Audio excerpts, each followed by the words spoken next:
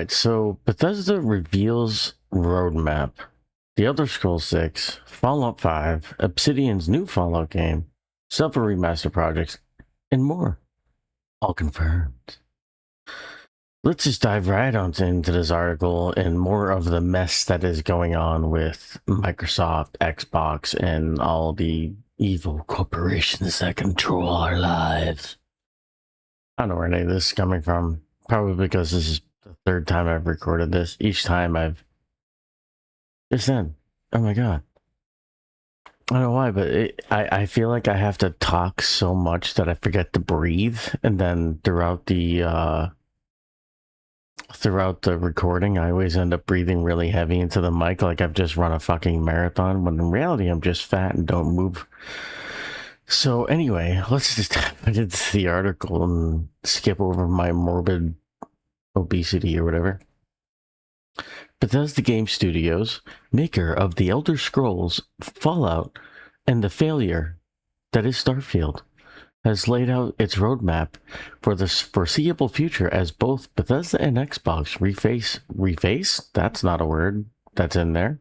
Refocus on their core franchises in the wake of last week's brutal reset that resulted in over 3,000 layoffs and several studios being spun out of Xbox. Game designer Todd Howard, who is currently working with his team on The Elder Scrolls 6, but is he though? Remains focused on that long-awaited project, which was officially announced back in 2018 when you were just a wee little lad. Jesus Christ, they're reportedly still at least 2 years away because they don't like us anymore. However, Fallout 5 is basically a fuck ton of years away, and good luck if you like that franchise. Just kidding. Which Howard previously confirmed to IGN in his next project after Elder Scrolls 6 and will be released at the time of the apocalypse. Merry Christmas. Fallout 5 is currently in pre-production. Don't worry. You know, the Elder Scrolls 6 was only in pre-production for 10 years. I'm sure they're not going to do that again, right? Right? You guys are fucked. I'm so sorry. But the good news is, for Fallout fans anyway, is this next part. Furthermore, the studio confirmed recent reports of Fallout New Vegas developer Obsidian Entertainment new Fallout project, along with several remaster projects, which is really good. Even though Obsidian was a victim of the layoffs, I do feel like that this is a good thing. And I do feel like it's good because it's not Obsidian taking over Fallout 5. It's Obsidian doing a bridge gap between between now and Fallout 5, which is, I think, exactly what they needed. I mean, it's what they need in general. They need bridge gaps. They need smaller games to keep people's attention. I do feel like that Bethesda should have paid a little bit more attention and put a little bit more effort into the Elder Scrolls Blades instead of making that a mobile game / Nintendo game. I feel that should have been on all consoles, and just a smaller, focused game. And that's what they should have. That's exactly what they needed. Apparently Obsidian years ago, after Skyrim came out, a couple years after Skyrim came out, I believe, they actually pitched doing a bridge gap and making a Skyrim, kind of like what they did with New Vegas, but for Skyrim and the Elder Scrolls. It kind of bridged that gap there, and Bethesda was like, no. And it's like, no, that's exactly what you fucking needed, bro. Because people crap on Avowed, but it really wasn't that bad. Avowed just needed a little polishing. You gave that game another year to kind of just sit and just polish it up and fine tune it, and I think it would have been like an A+ game, easy, in my opinion, anyway. And I'm really excited about the remasters too of Fallout 3 and Fallout New Vegas. Because it's really great timing business-wise, it makes a lot of sense because you have to take advantage of the TV series. You just have to, because it's just an easy opportunity. You know, it just is. And, you know, it would be a complete and utter miss for Bethesda not to do something like that. You know, for Bethesda to not take advantage of the popularity that Skyrim brought in, you know, was a major miss, I think. Because I think that you look at what games came after that. I mean, the entirety of the Dark Souls franchise and Elden Ring was made in between Skyrim and now.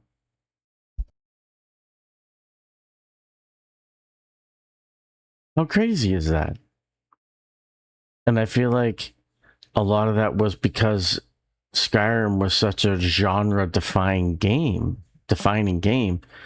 and people, you know, saw that, oh, yeah, people really like this if you know, this medieval fantasy type stuff, if you really put some effort into it. Holy crap, okay.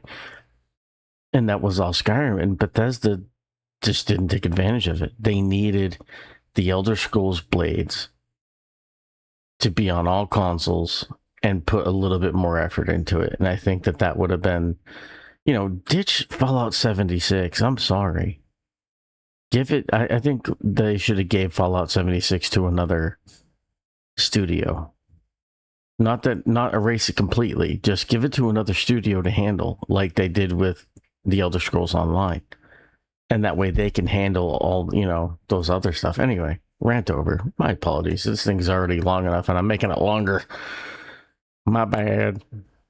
Bethesda also confirmed multiple Fallout projects seemingly separate from Obsidian's game, and the 30th anniversary Fallout Day live from New York. It's Saturday night. Live in Washington, D.C., which was the setting of Fallout 3. Sometime next year. I really wonder what that means. Like Fallout Day. Again, just smart. That and Fallout's one of your main IPs. You know? Meanwhile, Bethesda said Starfield continues. Although Bethesda stopped short of confirming a sequel is in the works, please just drop the franchise. Or, again, give it to someone else. Here's what I think they need to do here. Instead of concentrating on this here, on Starfield and this, you know, the settled systems and the 1,000 empty planets or whatever the hell you want to do. I think that you need to get rid of one of your IPs. If you're going to keep Starfield, then you need to give the Elder Scrolls to somebody, or you need to give Fallout to someone, or you need to give Starfield to someone. You need to pick one and say, hey, this is our IP. We can't really continue it because of the pressure of Microsoft, but also just it's not realistic to release a game once a decade. Like, not a game, like a follow-up to an IP once a decade. It's not fair to our fans. You know? That's what I think they need to do. That way they're not splitting their focus, you know? All right, here's a note from Bethesda Game Studios. We love making these worlds. Today, we want to share what's next for Bethesda Game Studios and what you expect from us in the next years ahead, which is basically just us telling you, hey, The Elder Scrolls 6, we're working on it. Sorry. So Starfield continues. 17 million players logging on and getting stuck in loading screens. I'm so sorry for you. I'm so sorry for you. I'm skipping that because that's just sad. We believe from the beginning that our worlds belong to not only the people who make it, but also the people who play them. That's why we've provided players with tools to create their own experiences dating back to the Morrowind construction set. This year marked another major milestone for creations with the expansion to Fallout 4, joining Skyrim and Starfield. We're proud to say creators have already earned more than 10 million in royalties from their work. Now that's really cool. That's something that is pretty sick. I actually used to mod Skyrim, nothing that I released to the public, mind you, but it was a lot of fun. And I will say that added a lot of hours of gameplay, because I'd add a mod and then I would jump in and say, okay, what does this affect? How does this look? You know, how's the nev meshing? How's, you know, do NPCs get stuck? Do they look weird? Is it a natural flow? Like, if I get attacked here, does it work? Is it combat wonky? Whatever. It's a lot of fun. You know, typically the mods I added, for those of you not asking and not curious whatsoever, I'm going to tell you anyway. Basically, I think I just put in mods. I just made it realistic Skyrim. You know, what I did was I added snow elf ruins around, because I felt like, you know, there should have been. So I added more around. I changed some of the like ruined castles to other architecture, like Akaviri, you know, stuff like that, to kind of establish their presence. Some of them I just made into Nordic. I added some more buildings to towns to make them a little bit more realistic, and because can you really call it a city if 10 people live there? So I added a little bit more life to it. You know, and I tried not to interfere with other mods I was using that added stuff to those towns too. You know, it was a lot of fun. So I will say I do applaud that. And 10 million in royalties, good for you guys. Not even like, no jokes, you know, seriously good for you. All out there putting a lot of effort into this. Like, I feel that Starfield, one of the reasons why they made 1,000 Empty Planets was because they wanted to see what we could do as modders, as a community. And the problem is that at its core, in vanilla version, Skyrim was a really good game. Skyrim was an A+ game at its core, and so was Fallout 4. Starfield is like a C+, B on a good day. And that's why you don't see as many mods with Starfield, although there are a lot, but it's not as game-saving as it was with Skyrim, I guess. All right, so let's move on. The future of Fallout. Fallout is one of our biggest priorities today. Fallout 5 remains our long-range destination, and we have multiple Fallout projects in active development. Fallout 76 continues to be the home of millions of players. That's kind of cool. I mean, I'm glad that Fallout 76 rebounded, because when it first came out, it was fail. And it kind of rebounded, so, you know, applaud that. They have another expansion planned for next year, Raven Rock, a prequel to the story of Fallout 3. Fallout 4, the most award-winning game in the franchise, just celebrated its 10-year anniversary and recently passed over 35 million copies sold. We also know many players want to revisit previous Fallout experience. They have not announced any dates, but remasters, as they said, are in the works for those.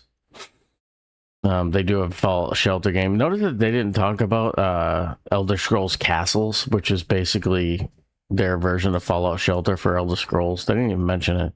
I don't even think it did well. I meant to play it, and then I was just like, nah, fuck it. Studio collaboration. The Wasteland continues to expand as we team up once again with our longtime friends at Obsidian. So, again, I like this. I think this can only mean good things. And I don't think it means the end of Avowed. Because, or Grounded for that matter.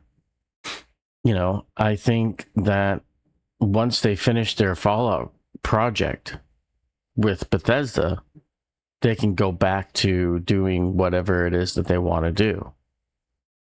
You know, I think that only helps them, and maybe that gives them more ideas and better ways to polish and things like that. Okay, we're also bringing our teams closer together across Bethesda. ZeniMax Online Studios will partner closely with Bethesda Game Studios on the Elder Scrolls franchise, while continuing to deliver incredible new experiences for the Elder Scrolls Online. I think that's only smart. I mean, I can't. I mean, at this point, ZeniMax Online Studios has probably provided about just as much lore to the Elder Scrolls series than Bethesda has. I mean, Bethesda, obviously they created all of it, but I mean, like, ZeniMax has actually added a shit ton of stuff. I mean, that game's been going since 2015.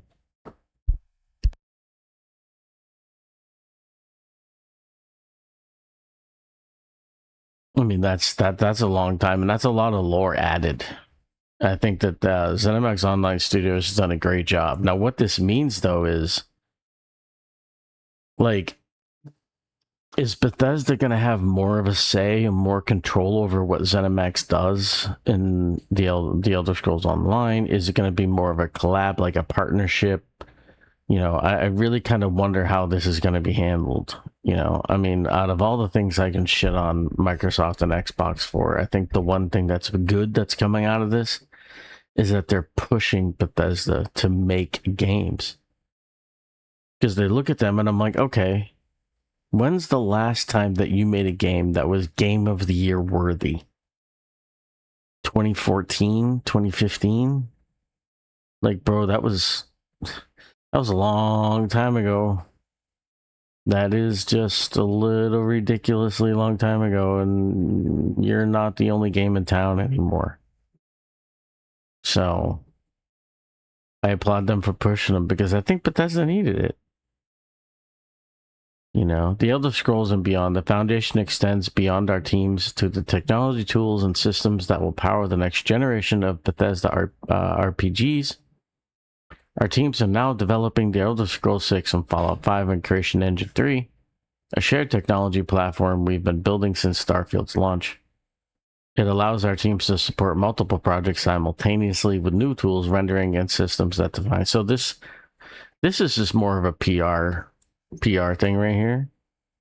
They're trying to console you and make you feel better about Fallout 5 taking so long. They're already planting in your head that it's okay. Oh, we can do multiple projects. It's okay. Don't you worry. I got this. It's like the guy that goes out and you're like, oh, honey, can you lift that car? And he's like, I got this. No, you go get the guys. Nah, we're good. I drank my protein powder this morning so I can work on multiple projects simultaneously. No, they're already planting the seeds that don't worry about Fallout 5 when I think unless they get more help from Obsidian and other studios like ID Software and things like that, we all know Fallout 5 is not coming out anytime soon.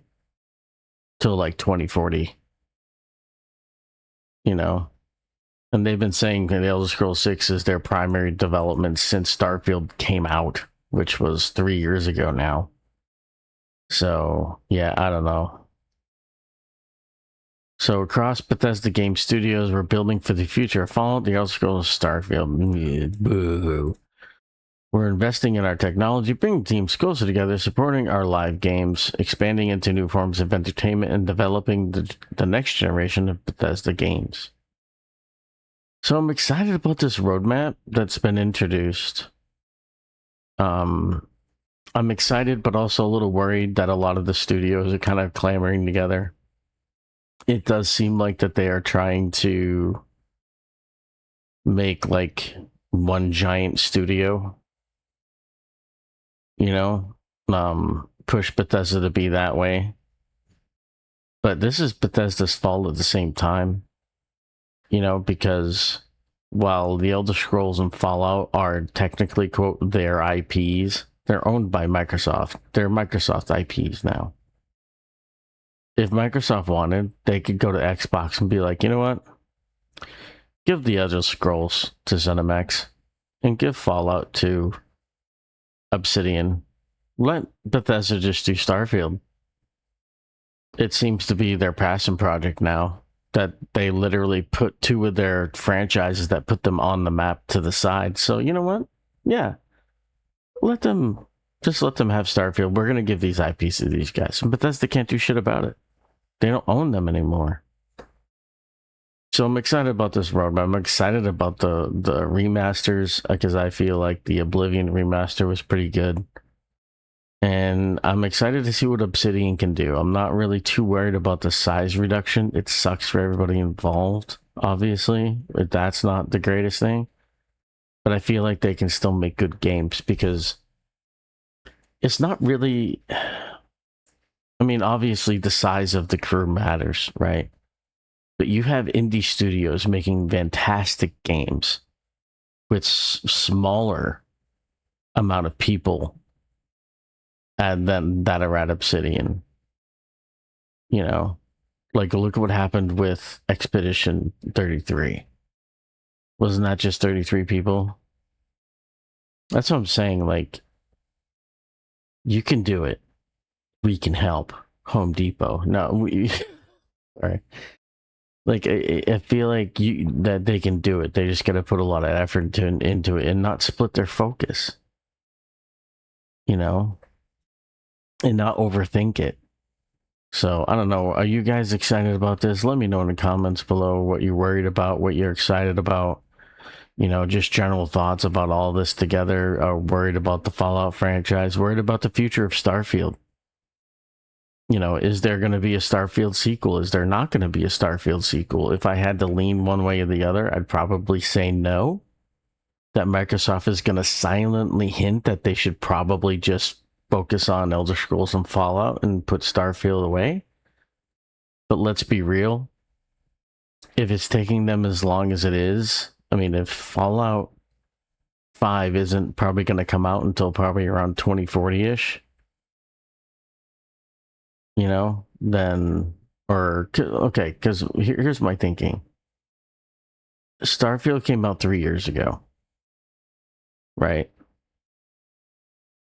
And by the time the Elder Scrolls 6 comes out, would it be 5 or 6 years later? So 2028, 5 or 6 years later, is 2033-ish. But then you remember what they said, that they wanted Fallout 5 to be huge. The biggest game that they've ever made. More content, like 6,000 hours of whatever the hell it was, right? Well, that just means more years in development. If they're making an absolutely gigantic game, that probably is going to add another 4 years onto that development. So we're talking 2037, round up from there kind of thing. So yeah. That's kind of your timetable. And then Starfield's coming. Starfield's a big universe too. So that's probably coming another 6-7 years after that. So you're already in the 2040 whatever. Yeah, no, that's just too long between games, bro. But anyway, let me know in the comments below what you guys think. And thank you for watching. This is Altamir with Altamir Reacts. See you next time.